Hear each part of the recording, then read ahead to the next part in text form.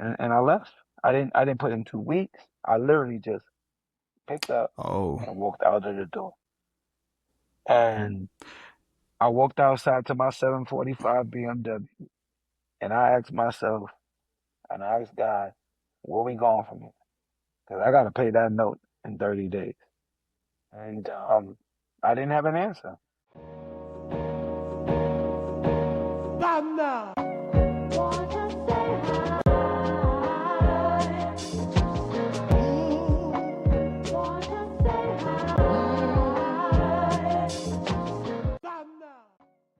what up, world? It's your boy Dave Has Wings, and we're back for another episode of the Living Room Podcast. As you know, the Living Room Podcast is a show put together by Hugh House Creative Studio based in Charlotte, North Carolina. And I am Hugh House's partner focusing on strategy and operations, and I'm going to kick it to my co-host, Elliot McKnight. What's going on, y'all? This is Elliot McKnight, creative technologist and creative operations. No doubt. So we're super excited for this episode of the Living Room Podcast because we have my man Kevin Barnett with us, founder, CEO of CoolxDad. Kevin, how you doing, man? Man, I'm feeling great, feeling blessed to be in the room with two amazing minds. Thank y'all fellas for having me. Absolutely, man. We're gassed to have you here. So yeah, we kick off every episode the same way when we have a guest. And a question that we start with is how did your childhood living room shape you, and shape you into who you are today? So that's how we get rolling, man. What you remember about your childhood living room growing up? Man, it's funny that you asked me this question because my childhood living room kind of really shaped the entire existence of Karen Barnett. And what I mean by that is that, I'm a Jamaican, and I grew up in a Jamaican household. And so for me, in a Caribbean household, Saturday morning was like the time to clean. I mean, you had to maintain that excellence all day, every day. But Saturday was like the deep clean. And so my responsibility outside of my room was the living room. And so that's where like I have roots. And so when I heard this question, I'm like, you just brought me back to a time to where, my mom was really a stickler on the lines in the carpet, like moving everything off of the table, dusting it, and putting everything back on the table. And so as I think about Kevin today, and I'm very meticulous, I'm very, I'm paying attention to the details that the average person isn't seeing. The living room trained me. It trained my eye. And so yeah, what a great question to just kick off this beautiful conversation today. Oh man, that's love. That's love. Um, So yeah, take us back. We obviously know you're the founder and CEO of CoolxDad. We'll get there in a second, but we want to get a little bit more into you and your background and how your career got started. I saw you got some corporate retail experience and things like that. And yeah, so give us a an idea of your early journey, like middle school, high school, the things you were into, what you were Mm. doing. But before we started rolling, you talked about being from New York, so Oh yeah, give us you a want little me to talk background that on talk that. real quick? Yeah, I Yeah, mean, let's like go back. as I said, I'm from Canarsie, Brooklyn. Um, I grew up in a city where you had to be on top of your P's and Q's, Um, I won't say I was the kid that was always fly, but I was the kid that took care of the things I did have, but I always walked with that edge. So you wouldn't even come see me anyway if I wasn't even on point because like yeah, that dude, he's about it. Um, so that helped shape me, and I had the beauty of growing up in Brooklyn to learn the foundation of Kevin. And then I went to high school in Long Island and Brentwood. Another area that really helped shape the direction. I found my childhood best friends through the love of basketball, and I just really took a lot of what I learned growing up in the city, fashion, culture, and I brought it to Long Island and met a whole nother audience of people that, quite frankly, I was sleeping on. Right, growing up in the boroughs, you think the Long Island is the burbs, and it wasn't even that. Like it was just understanding the law of the land, and just being mindful and paying respect to another area. And so all that shaping was helping me kind of really cultivate my identity and how I was gonna move as a young man. I went to college upstate New York, University of Buffalo. Was and that really was another moment of time of like thinking about growing up downstate, right? You think upstate has this whole different swag, like, so you going up there thinking, yeah, I'm from Brooklyn, or I'm from downstate New York, and you can go up to Buffalo and get your head twisted real quick, thinking that you're gonna go acting like you the man, and that helped me early on growing up in Long Island and having that transition coming out of the borough. I knew already how to step foot into another city, right, into another environment, and really just kept being who I am, right? I'm a real dude, and I think I'm a dying breed. We joke around a lot, in my circles that I think we're a dying breed. I think the men today who grew up in my era, we live by a different principle, a code and principle that a lot of these younger generations, younger kids coming up, they got their own rules, and I respect their rules, right? Because the rules are to be played within the lines of how you are kind of grown and taught, and so I can't disrespect that generation coming up underneath me because I wasn't raised and taught in their environment, right? So me as the unk, right? There's a meme going around. There's a meme going around. So I'm in the unk phase right now, right? Or that OG phase. I just try to bring them around to show them, you know, the principles and the things that I've learned that got me to where I'm at. And so allowing them to kind of play, I guess, both sides and understanding like, yo, there's some things that y'all do that y'all can bring along with you, and there's some things that I've learned that I could show you the way, you know? And that's kind of who I Nah, am, in a nutshell. absolutely. No, that's fire. And I mean, I feel you. I think I'm floating between on the breakdown. I think I'm floating between big bro and I'm like on the border. You know what I'm saying? I got some of my grades coming in and all of that. Just Uh, had the first baby, so like, you know what I yeah, mean. I'm still there where I know what y'all going through and I can kind of relate to it. But I some of this stuff I just don't get. So I feel yeah. like I'm floating on that line too, man. Where I'm trying to impart some knowledge as well from my experience. Hopefully it's resonating, man. But what'd you study when you were in undergrad in school? What'd you study? Yeah, business communication. I studied business communication. I had all the aspirations and the big bright eyes to come out, walk right into a marketing, advertising, either agency or work for a radio station or a magazine, and was rudely awakened that I didn't intern. I didn't use college for what it was for.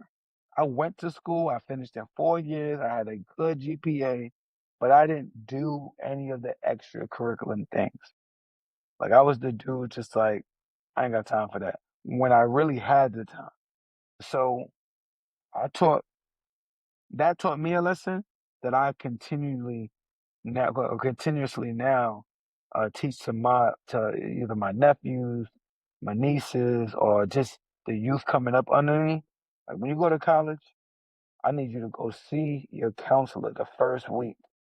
Get acquainted. I need you to figure out how can you land an internship in your freshman year, because I got friends today who are doing big things, and that was the formula they took. And so I'm not even saying it by like just, well, yeah, that's what I think. I actually have something that I can prove. I got somebody that I can put you in front of who's gonna tell you, because if you listen to me and do it the way I done, you're gonna be working extra hard. But if you want to do it to where by the time you out, you got six figures waiting for you, or you got companies pulling for you in your, sophomore, junior year, do it the way that I saw it being done. And that was important because that was a life lesson. And so as a kid that was excited to get into the creative industry and be welcomed, I wasn't welcome and I was rejected.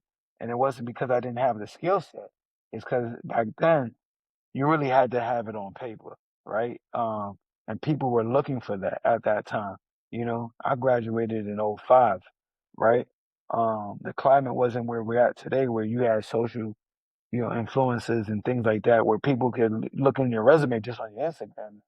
But back then, your resume was your resume, and so that was a really tough time for me coming out of school. Nah, I can definitely relate to that a little bit. I had and as somebody who kind of did all the extracurriculars, right, and was kind of burnt out by going. I went to Winston-Salem State University, so historically black college, just north of Charlotte, by about an hour or so. And I was student body president, pledged alpha. I was in the business fraternity. I did all these things, and by the time I got to my senior year, I was like, I do not I had done some internships. I was like, I do not want a regular job, right? But because I had put in that work, like the counselor called me and I got my first job because she was like, hey, Coca-Cola's coming to campus and they want some of our best students. Do you want to interview?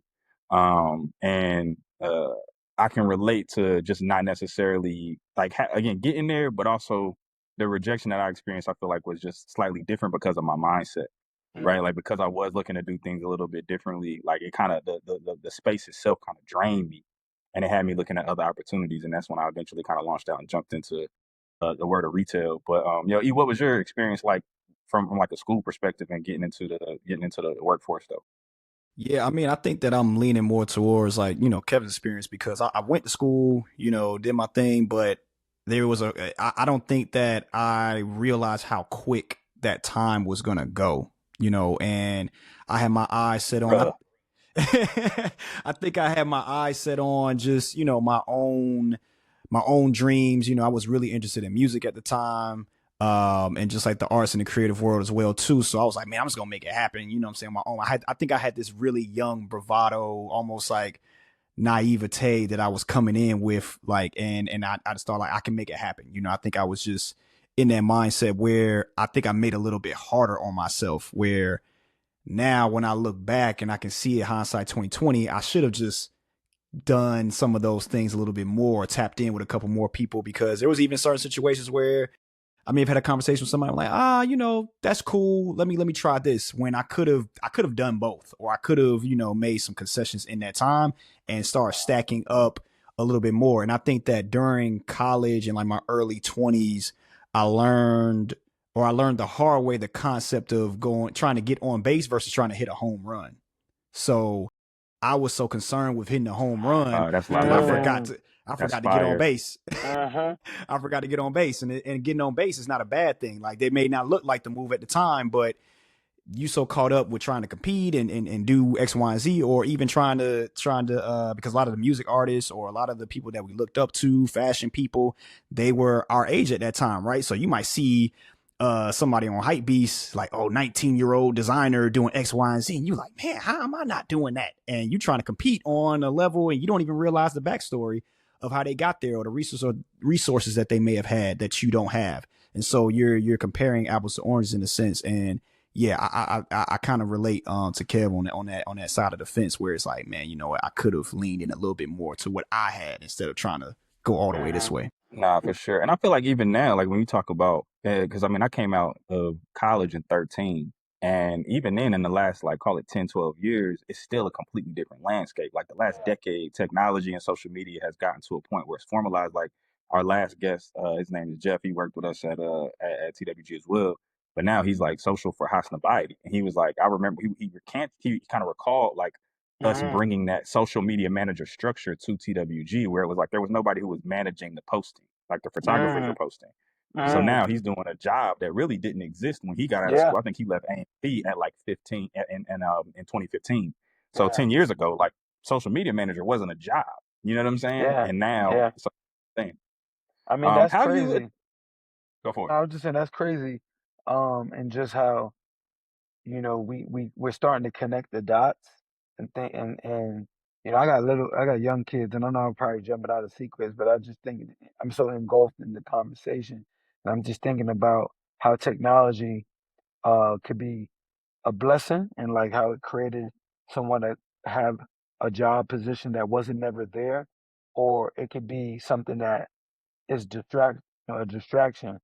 And so for me, I'm just always thinking about how do we use these devices, how do we use technology to further the reach of our full potential, you know? Absolutely. And you answered my question. I was just about to ask, like, how do you think about that as somebody who's a little more senior, like you said, in that OG status? Like, how do you think about the advent and the usage of technology was going to be, the question I asked. So you hit the nail on the head, Oh, man. perfect. Yeah, because I said I'm locked in. The conversation is definitely flowing right.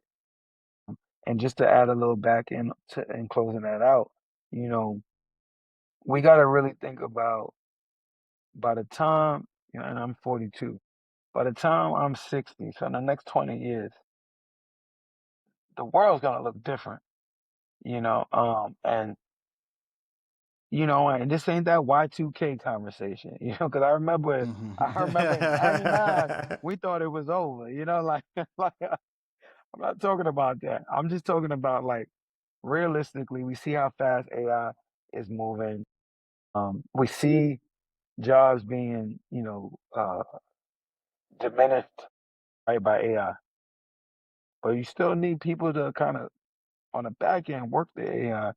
So the world that we're gonna live in it's gonna be so different that we gotta get in front of it. And the only way to get in front of it is you gotta get immersed in it, right? And for people like me, like I said, who technology is like it's like a slow dance with me. Like we got a very good relationship, but at any given moment I might dip. I might just dip. Like so I'm just really just trying to figure out like where do I sit in it? And for me, the way I see how I continue to be into evolving, this evolving technology society is that I use my mind with it, right? You need people that be able to can see things because what technology can't see is something that actually needs to look some way. It can create it, but you still need somebody who can see it. Man, you hitting the nail on the head. We done talked about that, I think, in episode 1 or 2. Like whew, you in pocket, you in pocket. Mm. Um, So yeah, I want to keep us rolling here. So you came out of school. What was your immediate step after realizing that you weren't going to be able to make a foray like directly into the career that you were thinking of? What'd you do next? Man, I fell in finance. Yeah, fell into finance. Um, I love numbers. You know, um, I'm through and through a hustler. So I've always had a job. I've been working since I was 14 years old. You know, um, and so numbers came easy. Um, I am gonna sound really old. I started through temp agencies. You know, um, I don't know if they still exist, and I don't know if people They do still use them. for But sure. I know that I was the advocate for temp agencies. I mean, it was to a point where when I didn't even have a job, I would go to temp agencies and sign up to where they do like mock interviews. I would be like the guy like coming to do mock interviews to be prepared for when I get in front of an employer, right? So I really, really hang my hat high on temp agencies. They helped me find my career path. And so I landed in accounts payable, accounts receivable, um, ended up after like a 7 year span in being a financial analyst. Um, but I hated it. I hated everything of it. I could not stand it. I was good at it, but what I didn't know then that I know now was that I had a creative side that was literally yearning for it to get it out, but I was suppressed. I suppressed it because I never knew how to Mm. how to kind of channel it, right? Um, and so that's where I landed. It was in finance. It was not sexy. It was nothing cool. I literally was in a cubicle, and I hated every moment of it. That's funny that you mentioned Cuba because I had a similar experience. My first internship was with the Department of Energy in a spot called Aiken, South Carolina. It was Mm. the Savannah River site. So what they were doing was like they did a lot of nuclear bomb testing down there. And as opposed to back in the day when they had all the regulations that they have now, instead of them disposing of that nuclear waste properly, they just buried a bunch of it. So it was causing issues for local communities and things like that eventually. So the Department of Energy was responsible. They were just running a massive organization of contractors that were just cleaning up nuclear waste. And I ended up in the budget office and I was in a cubicle for 10 weeks. Mm. And it was the worst experience of my life to the point where I didn't get any more internships for the rest of the time I was in college because every interview I went into for an internship, I asked them, do I have to sit in the cubicle? Hey, I would too. Oh wow. I would And too. they were like, yeah. And again, like I was talking about, mindset is what kept me from getting at some of those traditional opportunities. And I think, you know, it's Mhm. by the grace of God that I even landed a job coming out of school because I was planning on taking the $1,500 that was in my bank account and like, you know what I'm saying, moving And around go with my make kids, it. trying to And figure go it and out. go Yeah. and go make it. Yeah. Yeah. Yeah. Um, but yeah, so you landed in finance. Get us to the other moves to your career. I want to build into us getting to Yeah. the point where And we were right there actually, because I already said it was a 7 year span. There's nothing sexy in between. So we literally can move past that. So one day I went into my boss' office. This is a real story. I had spent a good part of my lunch break writing my resignation letter. I was Googling like the best way to resign. And so I found what I needed, a template, and I put my words in. And I went into the office. I said, John, I got something to talk about. He welcomed me to sit down. I didn't really know how to start the conversation, so I just slid the paper across his desk and I slid it upside down. He turned it around and he read it and he looked up and he slid it back and he was like, "Come on, Kevin, what are you talking about?" Like because I was getting paid well, I did my job good, and everybody liked me. So literally, I Mm. have no reason to be resigning. And he, like a real leader, did not see that coming because a leader's gonna see when he got to make a pivot. So I threw him totally off guard. So I mean, he literally thought I was joking, and I said, "John, I'm just not happy, man." And he was like, "So what are you gonna do?" Like again, as a leader, like he's trying to talk me through, probably trying to walk me off the plane. And I was like, "I don't know, but I just know that this ain't for me." And I left. I didn't put in 2 weeks. I literally just picked up and walked out of the door. And I walked outside to my 745 BMW and I asked myself and I asked God, where we going from here? Because I got to pay that note in 30 days. And I didn't have an answer. And I sat maybe for about a good 2, 3 weeks and found myself in the grocery store or Target. I'm buying some groceries. And as I'm checking out, there's a ad little posting, job posting about an hourly position. And I'm like, all right, well, shit, I'm gonna have to go ahead and apply because, you know, the bank account is depleting every week you go by, and then you ain't putting nothing in it. So let me just grab this little night job. Again, I've been working since 14. I done did everything you could think about. So I'm not afraid of work, and I'm not too good for anything. I just want to kind of paint the landscape for you. And so I applied for this $825 backroom associate position and got the job. And I think at that time I was probably getting about 25 hours a week. And I was going there and I was doing what I was doing for my finance company. I'm killing it. I'm moving around. I'm social. Target at that time. Think about this. Target wasn't playing no music in the in the store, so it was literally quiet. It's quiet, and you just hearing chatter and people running around. And then you get them little dings like associate needed in a home good, and I'm on it. I got that, but I'm enjoying myself, bro. I'm enjoying Mm. myself. Every day was new because every customer was new, every moment was new, right? And so I'm just thriving in this environment, not realizing that the creative energy that I've been trying to suppress is coming out. because I'm having to think. I'm having to use all different skill sets that I know I possess that I never had to use, right? And that changed my trajectory of life. When sitting down one day on a break, and this is a break. I don't know if Target still does it, but literally 15 minutes is a break. And I'm like trying to eat and do all this in 15 minutes. And I'm chilling. And my manager is like, yo, man, you killing it. One day when you get your degree, I think you can have a home in Target.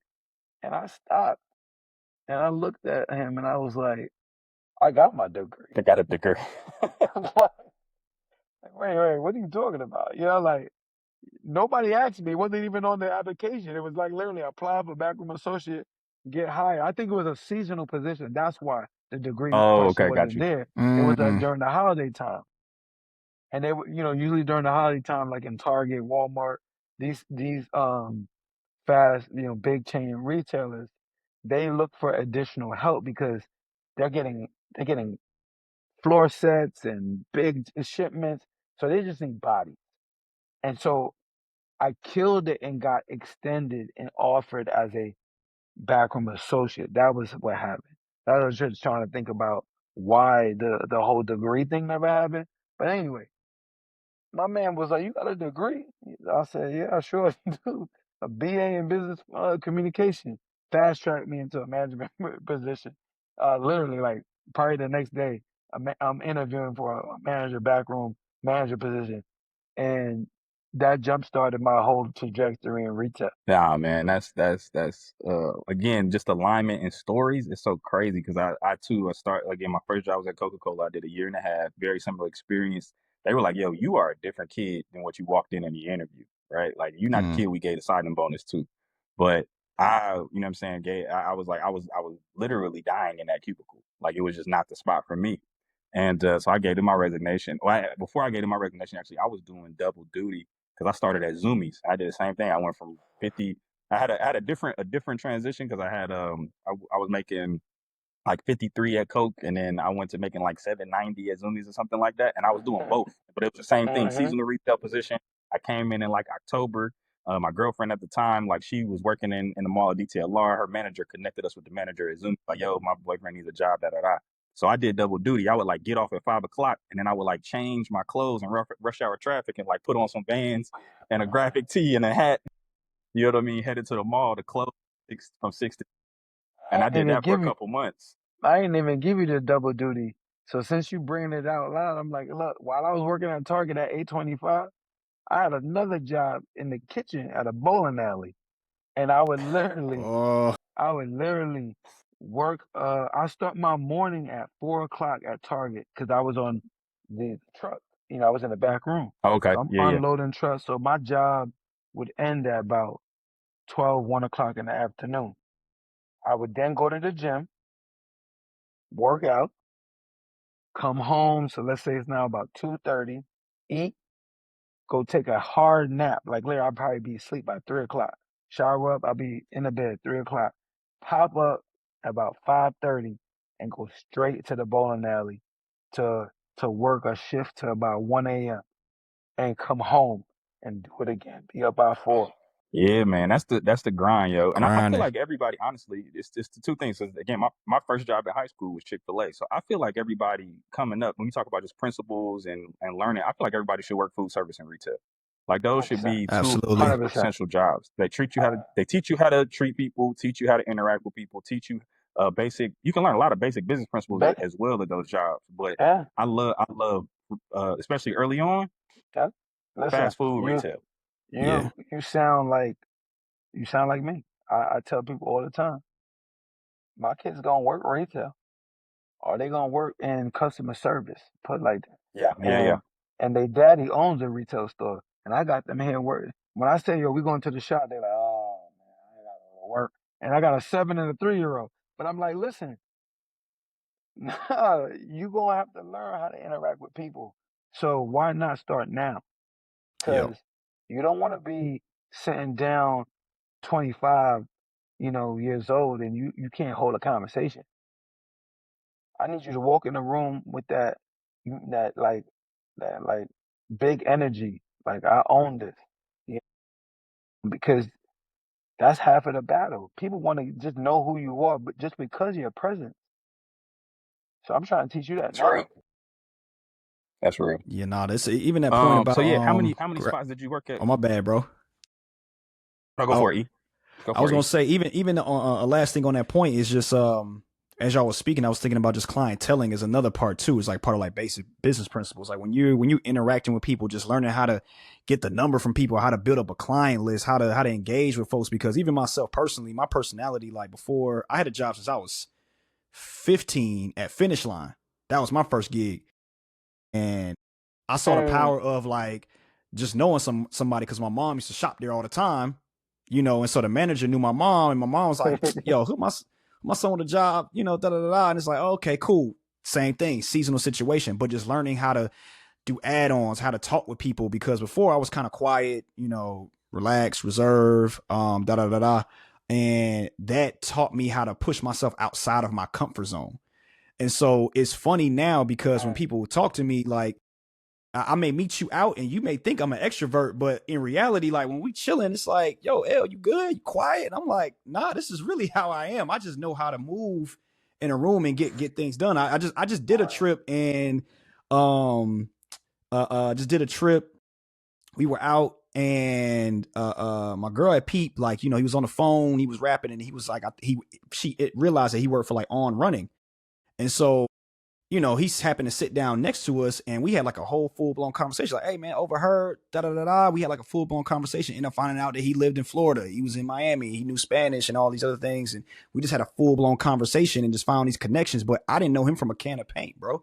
But that relationship got built off of that. But I wouldn't have been able to have those skills or even that lack of fear to even have those conversations if I didn't spend that time. Cause I got like a decade in retail. I think that all of us here got, 5, 6, 7, 8 yeah, years plus 20, in the game. Yeah, 20. facts. Yeah. Oh, 20. Yeah, bro. So all of those intangible soft skills, that are hard to teach, it's a Mm. it's just very important, and it's you could pick up the hard skills all day long, but those soft skills, man, like to your point about your 73-year-old, yo, get that out the way now because that's gonna set them up for Mhm. life. It's a very who type of world. So yeah. For life. And you always get that statement when my kids walk through, like, oh, those are Kevin kids. And that's because they move like me. They move like me. Mm. They move me. I sit back, and watch my kids sometimes. Just like, like really watch them, see what they're gonna do, how they're gonna do it, how they interacting with each other, right? And I'm like, oh, they good. I was literally back home in New York last year. Me and my daughter took a trip, and we uptown at my brother Fumo, my brother Steve at his restaurant called Fumo. Uh, we chilling. It's like 7:30, maybe 8 o'clock, and she with daddy, so I'm like, look, we out. You in New York, you gonna see. I'm gonna see how you hang, right? And man, I'm telling you, it's probably about 9 o'clock. I look over, my daughter got the whole other side of the table playing I Spy and I'm like, oh, we good. We She got it outside lit. then. Yeah, like in my mind, I'm like, yeah, I gotta get her home. She's gonna be tired. She got a whole set of grown-ups playing I Spy, leading the table, and I'm like, that's how we do. That's how That's that love. big that's that big energy. Like, all right, cool, we Yeah. good. That's love. That's love. All right. So what's it? You said 20 years retail experience. So take us. What all brands that you touched during that time? During your retail Yes. journey. So I got Target, was where I started from. I jumped from Target to Sears. That was funny because I got love for Sears. Um, I was operation manager, store manager over there. Jumped out of Sears, and stuck my foot into fast fashion. Was at Forever 21. Oh, sorry, I jumped the gun. I went from Sears to H&M. Um, H&M was really cool because that was my first time transitioning into the love of fashion that I had, and still staying in this newfound um, career path that I love. So H&M was a beautiful blend, right? Because the clothing was something that I wore. And then I still had that people skills and, management and so on. So spent a good time at H&M and then jumped over to Forever 21. Spent about a good maybe 2.5 years at Forever 21. But was getting burnt out on the fast fashion tip, because if you've ever worked in that type of fast fashion, you know that the customer beats the store up. And so as a store manager and part of my job and just, running the operations and being profitable was managing the teams to ensure that we were recovering, to ensure that the store looked presentable. And that was a unrealistic responsibility.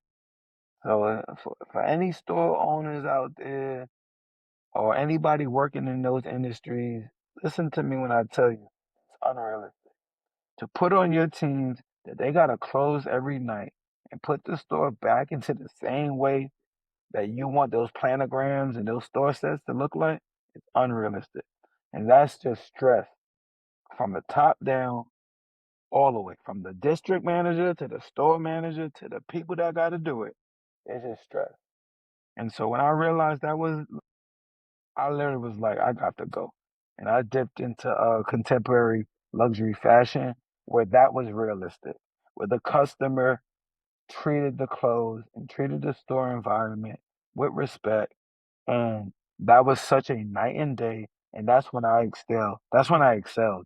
Because now you think about all those soft skills that I've had and I've been, you know, cultivating and learning and how to, work through people and even work at that level through fast fashion. Like I had clients in fast fashion. That's unheard of. I have a client Yeah, nah, that's in a different. price point at $50. Like you shouldn't even be calling me up.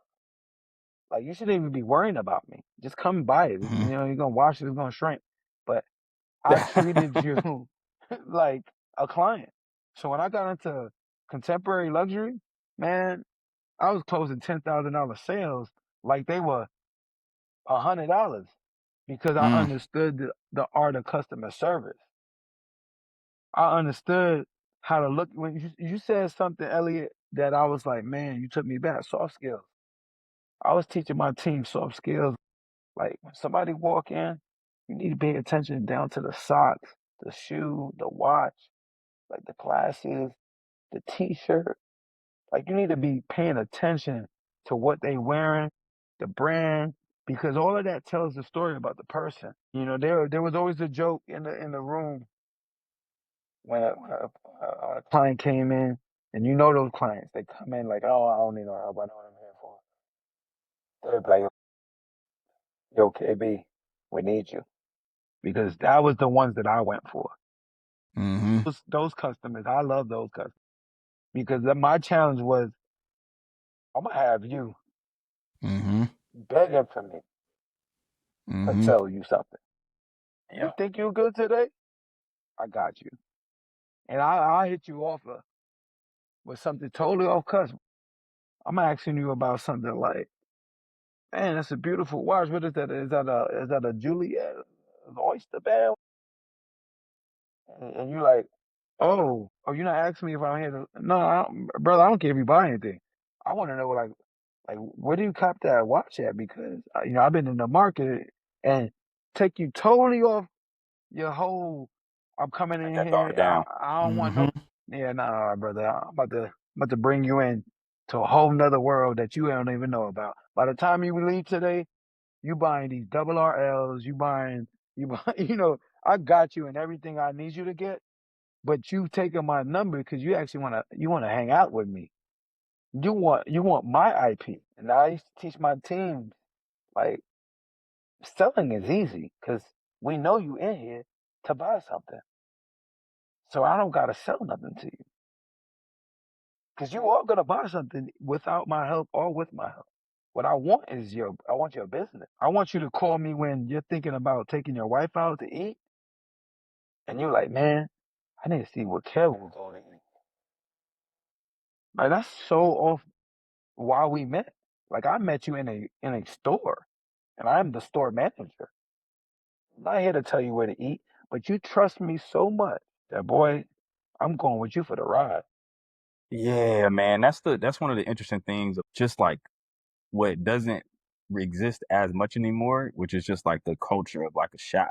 You know what I mean? Like going in, like you said, whether you find something or not, sometimes you're going in to kick it. But as a young kid, I remember going into specific stores that we had in Charlotte. And it's kind of one of those things where you got to earn your stripes, right? Because they get a lot of little kids, 16, 15, 16-year-olds that run in and Yeah, run out, maybe don't buy yeah, nothing, trying to bring it, whatever. So they're not, you're not always, especially back then, you're talking about 2007, 2008, where boutique retail wasn't yeah, as big as it is now. You're not yeah, always going to get that premium customer experience. You got to kind of earn that by, patronizing and being a part of really building a yeah, community within that yeah. store. You know what I'm saying? And I don't know how much that concept exists of like having like legit like shop kids, you know what I'm saying, where they're Well, spending all their time just kind of kicking. Nah. you made me smile. You made me smile, bro. You made me smile. Ellie, I'm gonna let you jump in, but I just want to say this on wax. It exists because I built it, and we'll talk about it. Uh, But I got it. I got it here built in Houston. I brought it back. I got shop kids. I got people in the back right now just chilling, bro. Like they ain't here for no other reason, but they just using the internet or chopping it up. Like they here. It exists because that's the principles. As I said earlier, I live on a different code, I'm on a different plateau. So yeah, I just wanted to throw that in there. It does exist. It's here in Houston, Texas. All right, what you about to yeah. say? Yeah, man. It just Kevin, when you talking, man, it got me fired up because it just made me reminisce on that time where I remember like that was like the cool job. That was the cool thing to do. And even me wanted to be that person when I walk into a store, it's like, yo, what is he on? This is before we had mad lists to say like, oh, go to this place to eat. Like people would go to the shop to figure out where to eat, where's a cool place to go to, where's where are the different spots in the city that you would go to. What are people wearing? Like it was like the person, and I used to be that person as well inside the shop, and that's why I'm really like just geeked up right now because you had to basically really be cultured in like a Renaissance man in a sense, and you just so happened to be in the store and the conversation that you would have would just be like, yeah, you think I'm here, doing the shop thing, selling you some clothes, but it's like, nah, man, I know what's going on. Like you had to know your watches, you had to know your fashion, you had to know, your restaurants, you had to know your art, you had to know your sports, you had to know your politics, you had to know all these things to be able to carry a conversation to into a deeper place and just having that surrounded. And that's what came with the job as well. It wasn't just selling sneakers. It wasn't just selling jeans or clothes. It was a requirement as well too. Like, nah, you got to be tapped in. If somebody's coming in town and they don't know where to go, what to do, you were that person. Yeah, everything that you're saying, man, about just like Uh, selling in the art of selling the art of communication is so much deeper than, oh yeah, I got this sale going on. It's like, nah, man, you know, Kevin, I know David, I know Elliot. Nah, I'm gonna go shop with them because I yeah, like them and they know what's going yeah, on. yeah, I'm just that point just really got me geeked up because that's something that I think that does still exist, but even going back to a little bit of a technology conversation, some of that has been wiped away, or people aren't as focused on it as it used to be because now you can kind of bypass a little bit of like, oh, just go look it up, as opposed to like, nah, man, I yeah, got my own flavor. Like your taste was your calling card. You know what I mean? yeah, yeah, yeah. I mean, what a beautiful way to segue that. Your taste is your calling card. I love that. I'm gonna actually Bars. have to. I'm gonna have to hold that right there, brother. I like Hey man, that. you can have that one. You can have that one. I like that. I like that. I like that. Yo, all right. So obviously, you got your own organization now and everything that you're doing with Cool Dad. Tell us a little bit about that. You mentioned the shop, which I Mhm. believe is relatively new. So give us a little bit of background on the organization, why you Mhm. started it, what you do, your physical Mhm. space, and yeah, give us a little background on Cool Dad. Yeah. Well, here's the the beautiful part about everything. What we just spoke about, everything, has all to do with the existence of why Kodak exists. And what I mean by that is, it started in 2020, in a time where the pandemic, uncertainty, social injustice, like everything was at its all-time high. We lost Kobe, we lost George Floyd, Breonna Taylor, and God tapped on my shoulder and called me up. told me, yo, all of that, everything that you felt, everything you went through, that rejection, that trials and tribulation, the pivot in your life when you move from finance to finding your purpose. Well, I got something for you because what you've been yearning for all your life, you've been yearning to be a father, you've been yearning to be seen, you've been yearning to be understood. That's what you've been yearning for. And so he told me to create this space that allowed that for men to find their identity, for men to find that place of balance, you know, and not and stepping outside of the subscribed categories, not looking for underserved, not looking for at risk, not trying to be in black communities only, not trying to like nah, what we looking for is a space for men to be filled, to be celebrated and and to be authentically themselves, to be honest. Because as a black man, it's hard being ourselves. Um, and we learned that in COVID. We learned that if you didn't learn anything in COVID, you learned that we need community and we got to be true to ourselves. Brands started changing, right? Now brands doing brand storytelling and all that this whole time high. I remember laughing during the COVID and thinking about like how many of these brands still gonna be talking that same, sound by the time we come back around. And you see some of them, they went away from it. I'm All not years even later. I'm not gonna get on the politics side of it because I'm not even playing in that landscape. Because what I'm doing is real and the ones that see it from afar, they're attracted to it because it's built off of all of the principles what we talked about. This was all necessary for us to lead from the journey to where I'm at now, because now you can see CoolxDad for what it's about. And the reason why I built the retail store and what made me smile is that I built it off of the idea of like, yo, forget about the transactional lifestyle. Let's talk about community. Let's have those shop kids.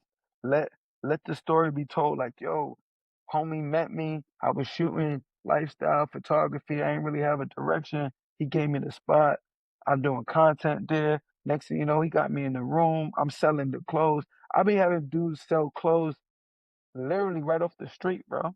They walk into the shop. I'm like, yo, I gotta take this call. Oh, go up in the front, man. Talk to that customer for me. Knowing that I'm empowering them on something that they don't even know that I saw in them. Like, yo, I like the way he carry himself. I like that. I like the way she be talking. All right, so here, I'm gonna give you a little bit of this. I give you a little bit of that, and so that's been helping, and that's what we've cultivated here, a true community hub. And that's what CoolxDad is about. Like, there's no long-winded, 501c3. Yeah, we do all that. We do community service. We out there. But what we are is a true ecosystem and a community for people to really find themselves. Because I tell everybody the same spiel. CoolxDad is a vessel. It should be pouring into you as you pour into it. That's Mm. what an ecosystem is, right? And so that's what we are. And we've been bubbling off of that from day one. 5 years in, still standing, still growing, and still strong. Nah, man, that's love. That's love. All right, I know we're short on time. I want to make sure we get a chance to close out with our last two segments. So thank you for carving out some time in your schedule for us today. But we're gonna start by we do an event quarterly called Bunko, where we talk about coffee table books and visual inspiration amongst our community that we build with Hugh House. So we asking for a Bunko book recommendation. It could be a creative Got book, it. entrepreneur I book, got coffee it. table book. I What's up? got it. Mama mentality. Kobe Bryant. Okay. I didn't even know that was a joint. I'm about to look that joint up myself. Man, you have to read it. Let me tell you how much I love Kobe Bryant. And I know I'm short on time, but when we lost Kobe, 2020, first quarter, you know, the birth of Cool Dad, I wrote an open letter to him. And I told him I'm gonna forever keep his name living. And so when you take a deep dive into Cool Dad, you look at us like step 1,000 feet out, 10,000 feet away, and look at the brand identity of Cool Dad. It's Lakers. It's purple and gold. We bleeding Kobe Bryant on this side because he's Uh, forever. He birthed Girl Dad, and so oh yeah. I had to give him something back because he birthed a new verb, a new saying, a new way of life. So I gave him back in return Cool Dad. he's forever the coolest dad. Because the way he left this earth, and nobody ever topped that. And I know how he left this earth. He left this earth in honor. And he was probably protecting and doing what he had to do in that moment for everybody around him. Because that's the mentality he lived. That's real. Oh man, I got chills. Okay. Um, the next joint is we do a quarterly event called Workflow, where we help people work through different challenges within their creative portfolios. So this is just kind of like a business tip. We already kind of laced this conversation with a bunch of just jewels around kind of like soft skills, business development. But if there's one tip or one thing you wanted to leave folks with, think about younger folks, maybe in the middle of their career, maybe they're trying to pivot, maybe they're earlier in their career. What's that workflow tip that you could give them to help them on their journey? Fall forward. And what I mean by that is never be afraid to hit a bump in the road, get back up, keep on going. We living in this instant gratification, instant world where people are losing themselves and they losing the art of understanding that you got to work hard to get to where you want to be. I just want to leave that right there to ensure that as an entrepreneur, I've seen everything. I've seen wins and I've seen losses, and all of them to me were beautiful experiences that helped shape who you see today. And so I just want to tell anybody out there listening, it's okay to take an L. It's what you do with that L that's gonna get you to the next level. That's Perfect. a bow on the present that is this conversation. There's nothing Facts. else to be said. Facts. But yeah, man, thank y'all for tapping in with another episode of the living room, man. You can follow us at It's Hugh House on all the social channels, and yeah, we're gonna keep coming at y'all with all these events and content. Where can they find you at, Kev? Yo, find me at CoolxDad.com. CoolxDad.com. That's the same thing for the Instagram. CoolxDad on IG. Hey man, I already know it's on the top of my Father's Day list. You know what I'm saying? We right around the corner, top of my Father's Day list. I'm about to send it to wifey, send it to my mother-in-law, send it to my mom's. Like, yo, this is what we at right here. Just run up the shopping cart on this joint right here. For sure. Thank you. Thank you. Absolutely, man. We appreciate y'all for tapping in, man, and we'll catch y'all next time, man. Peace. Peace.